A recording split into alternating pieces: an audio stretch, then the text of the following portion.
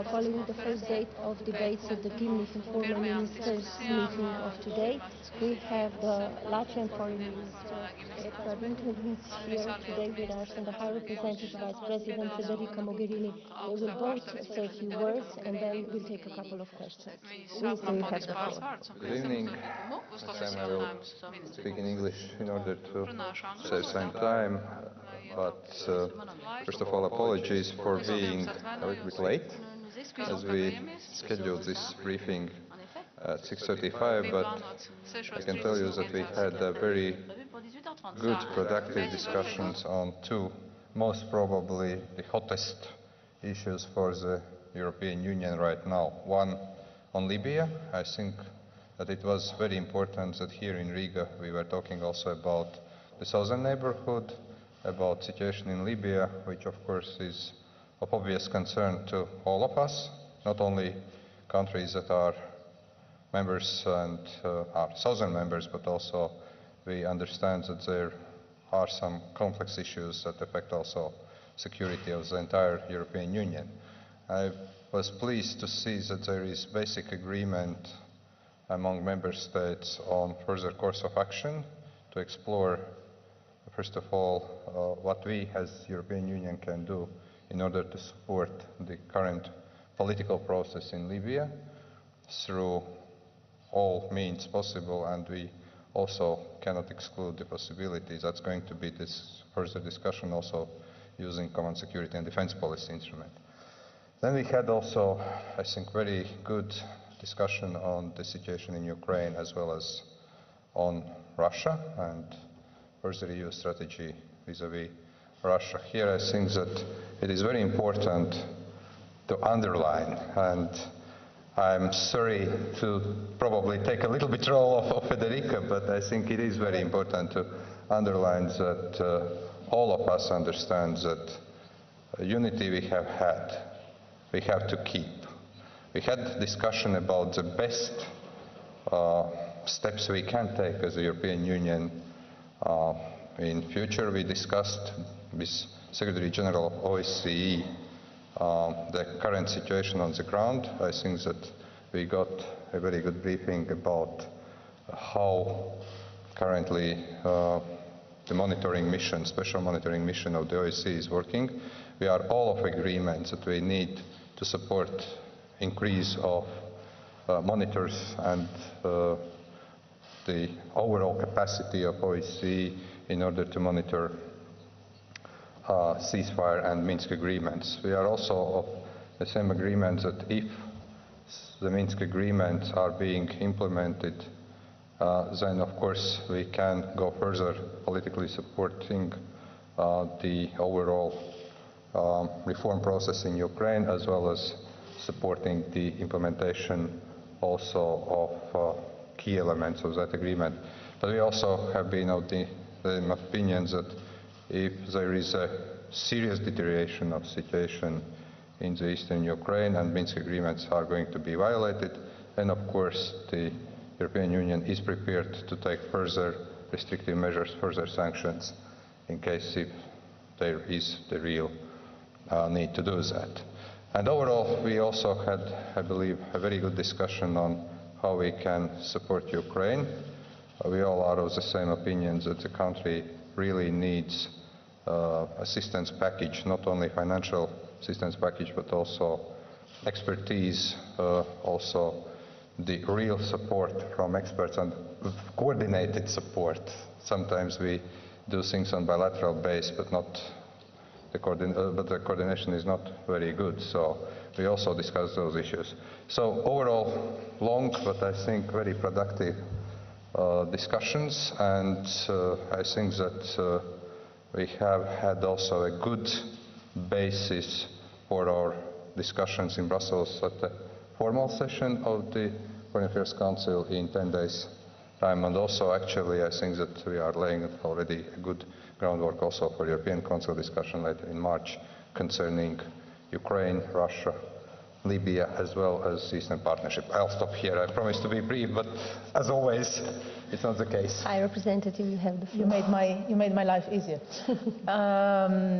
As the Minister said, and I would like to thank him very much for the perfect, excellent cooperation and in the preparation of this informal meeting and all over the Latvian presidency and for the months still to come, which are a long way, especially in view of the Riga summit that we will discuss tomorrow as well. But as Edgar said, the discussions we had today with the ministers in an informal setting, so no formal decision was to be taken, are preparing the ground for formal decisions in the next Foreign Affairs Council on the 16th of March, and then the European Council that, as you know, will have on the agenda both Libya and the situation in Ukraine.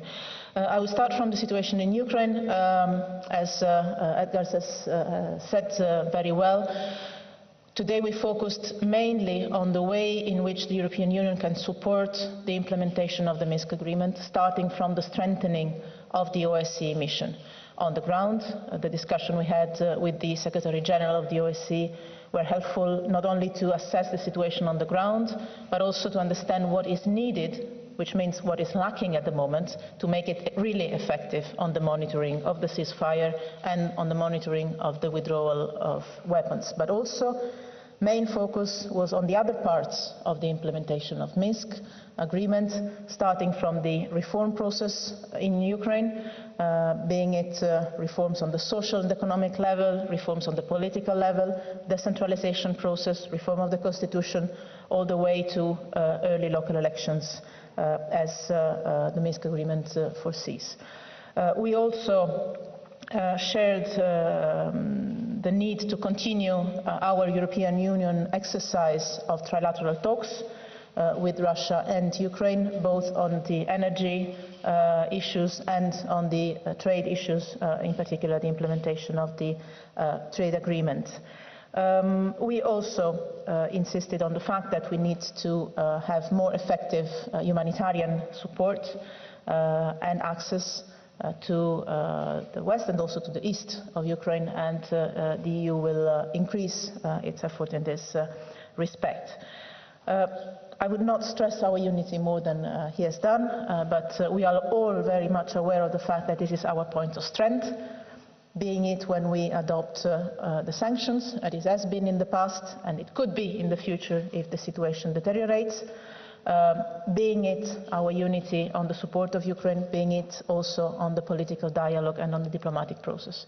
We are united on any single action we do vis-à-vis Russia, vis-à-vis the situation in Ukraine. Let me now pass to Libya. It was a very important discussion, I think, preparing the discussion we will have in the Foreign Affairs Council in 10 days. We started it with a connection, with a telephone call with Bernardino Leon that was calling us from Rabat. He was just in the middle of the negotiations, so reporting the state of play of the talks, quite positive, quite encouraging, even if obviously the process will be still difficult and long. But the very same fact that the talks are taking place and are moving forward are definitely a very positive sign that was not to be given for granted, and it was not taken for granted in the last months. The European Union is already investing a lot in this process. We are financially supporting the very same dialogue that is taking place in Rabat, that is UN-led exercise with the European Union financial support.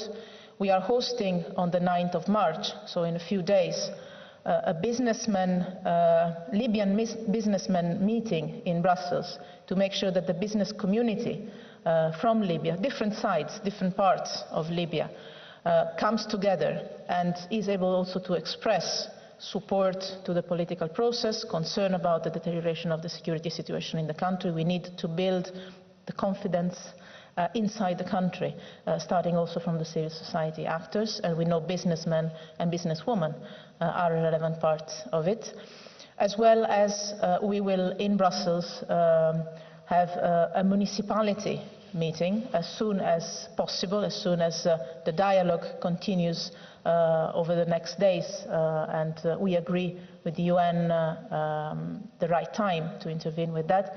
But we are already planning a meeting of the municipalities to accompany on the local community level the process of political dialogue that is now in place in Rabat.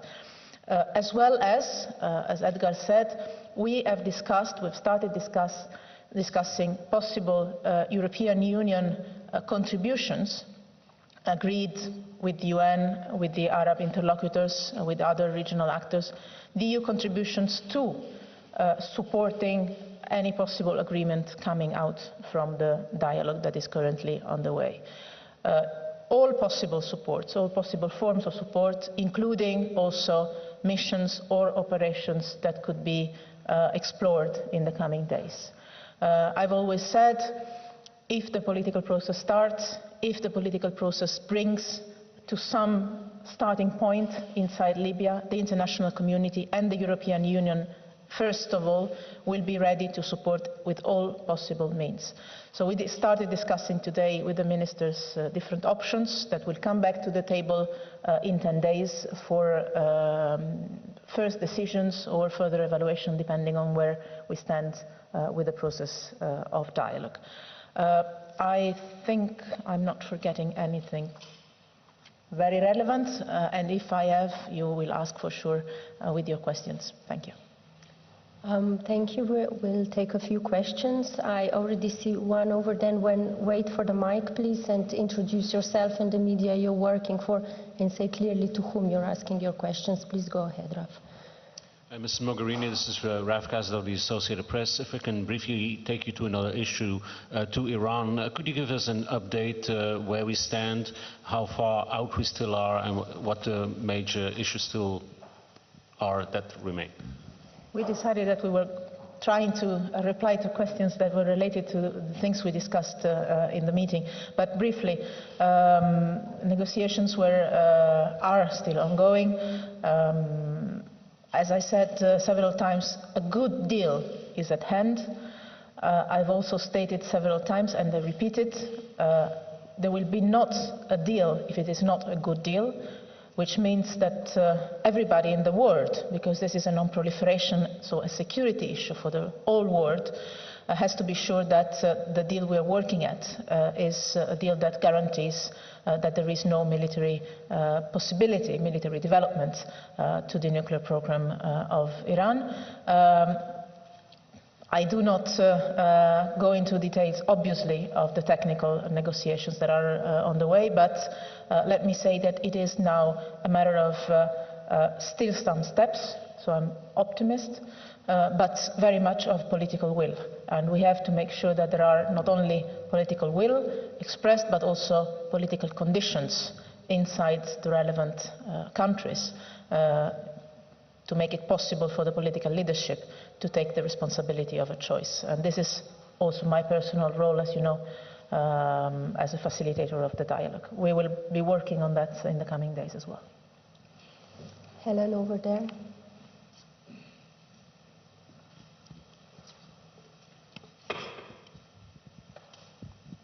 Helen Maguire, German press agency DPA. We're getting confirmation that there's been an agreement to double the number of OSCE monitors from 500 to 1,000 in the region. I wanted to ask whether you've also had discussions on how to ensure that they can actually do their job and how they can access the contested territories. We were discussing exactly this with the Secretary General of the OSCE, with Zanya. Not only the need to guarantee access to the relevant areas, also what kind of technical instruments can be given to the mission.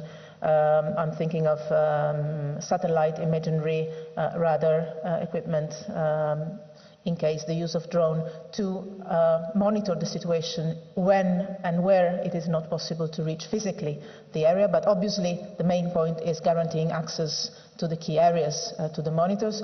We also discussed the availability expressed to raise the top number, the maximum number of monitoring of observers. You know, now that number is 500. We still don't have 500 observers on the ground, so the main point is obviously working also to increase the number of selected and professional and skilled people that can do the job on the territory. So we have discussed exactly this and the way in which the European Union, that is already providing satellite imaginaries, for instance, since the very same day of the signing of the Minsk agreement, we were quick for once to react, can provide also assistance and support to the selection of the personnel to send and also contribute with people. And the final question over there. Yes, my name is E.Rinkēviča from the Wall Street Journal.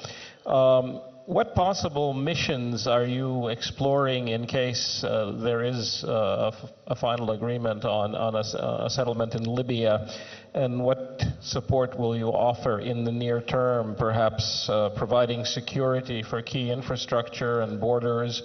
And how soon could you be in place in Libya if it becomes necessary? And do you have the funding for that? Obviously, any detail and also any mandate for a possible EU mission of that kind will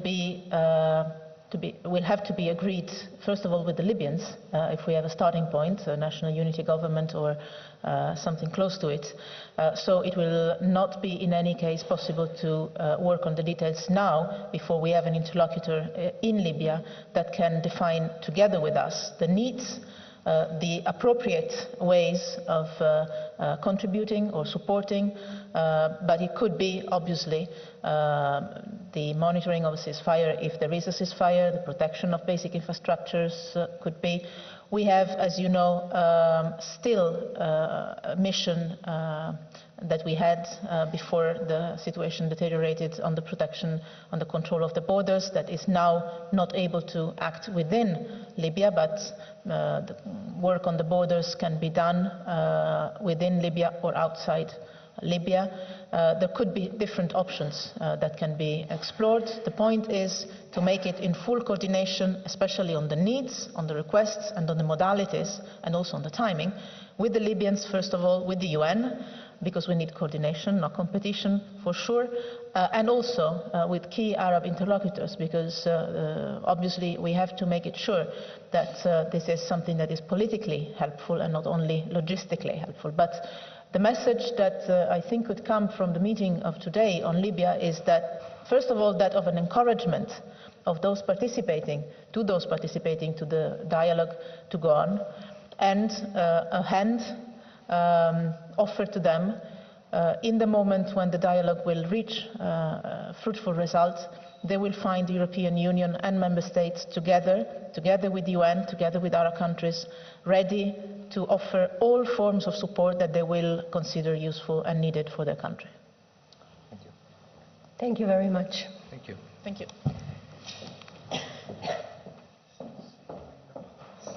Half an hour.